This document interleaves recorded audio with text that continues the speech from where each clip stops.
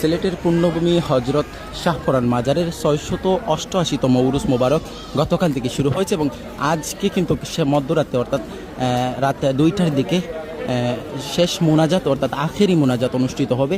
আমরা এই জায়গাতে কিছুদিন আগে অর্থাৎ গত পরশু দিন এই জায়গাতে সিলেটের মাননীয় পুলিশ কমিশনার সারোয়ার সাহেব তিনি একটি প্রেস মিটিং করেছিলেন। অর্থাৎ তিনি জানিয়েছিলেন যে এখানে উরুস উপলক্ষে প্রশাসনের বিভিন্ন স্তরের টিম থাকবে, অর্থাৎ তারা নিরাপত্তা বলয়ে এই জায়গাতে থাকবে এবং নিরাপত্তার দেওয়ার জন্য সাধারণ যারা সিলেটের অর্থাৎ সিলেটের বাহিরে দেশের বিভিন্ন জায়গা থেকে যারা পর্যটকরা আছেন বা মাজার জিয়ারত করতে যারা আসেন বা মাজারের ভক্ত যারা আসেন তাদেরকে নিরাপত্তা দেওয়ার জন্য কিন্তু পুলিশের বিভিন্ন টিম এই জায়গাতে থাকবে। উল্লেখ করেছিলেন তিনি পুলিশ কমিশনার।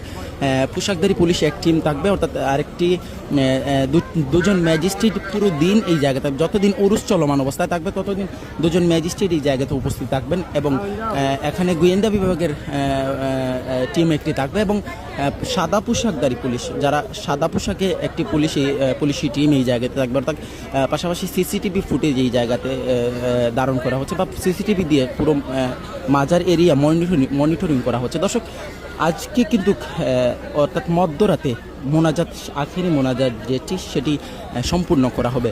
দেশের বিভিন্ন জায়গা থেকে সিলেটের পুণ্যভূমি হজরত শাহপরান মাজারে মাজার জিয়ারত করতে আসছেন, অর্থাৎ উরুসে শরিক হওয়ার জন্য আসছেন। দর্শক, এই ছিল আমাদের কাছে সিলেটের পুণ্যভূমি হজরত শাহপরান মাজার থেকে সর্বশেষ। ধন্যবাদ।